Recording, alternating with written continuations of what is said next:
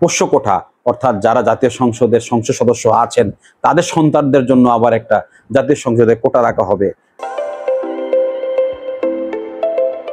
সবাইকে শুভেচ্ছা। সম্প্রতি সামাজিক যোগাযোগ মাধ্যমে খুব গুরুত্বপূর্ণ একজন ইনফ্লুয়েন্সার তিনি একটা প্রস্তাব দিলেন যে জাতীয় সংসদে প্রবাসীদের জন্য কোটা রাখার জন্য, অর্থাৎ যারা সংসদ সদস্য হবেন তাদের জন্য প্রবাসীদের মধ্য থেকে যাতে একটা কোটা রাখা হয়। আমরা সবাই হয়তো ভুলে গেছি যে 2024 সালের জুলাই আগস্ট জুড়ে যে রক্তক্ষয়ী সংঘর্ষ হলো, যে গণঅভ্যুত্থান হলো, সেই গণঅভ্যুত্থানের প্রধান স্পিরিটটাই ছিল কোটা মুক্ত। কোটা না মেধা, মেধা। এই জাতীয় সংসদে যে নারী আসনদের জন্য যে কোটা রয়েছে সেটা নিয়ে অনেক বিতর্ক রয়েছে।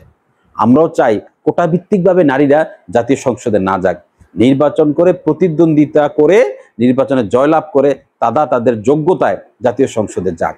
কিন্তু তারপর আমরা দেখছি যে অনেকেই বলা বলি করছেন যে বিশ্ববিদ্যালয়ে ভর্তিতে বা চাকরিতে জুলাইতে যারা আন্দোলনে ছিলেন তাদেরকে কোটা দেওয়ার জন্য।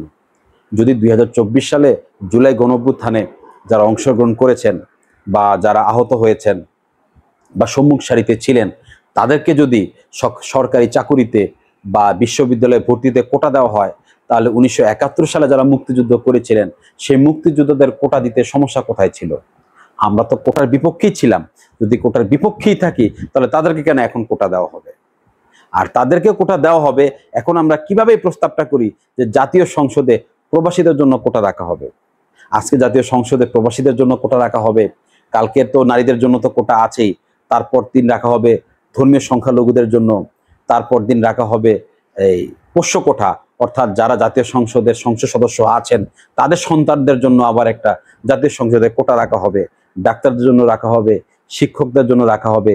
এই জুলাইতে যারা আন্দোলন করলেন 2024 সালে তাদের জন্য কোটা রাখা হবে, এনজিওদের জন্য কোটা রাখা হবে। তাহলে তো দেখা যাবে জাতীয় সংসদে আর কোনো সংসদ সদস্য ভোটের মাধ্যমে নির্বাচিত হবে না, সবাই জাতীয় সংসদে সবাই কোটার মাধ্যমে জাতীয় সংসদ সদস্য হয়ে যাবেন। তা আমরা তো কোটা থেকে বেরিয়ে আসতে চাচ্ছি। আমরা আসলে বুঝতে পারছি না তিনি প্রস্তাবটা কেন করছেন, কিভাবে করছেন, আসলে আমরা কি চিন্তা করছি। তো আপনারা যারা আমার কথা শুনলেন আপনাদের সবাইকে অনেক অনেক ধন্যবাদ।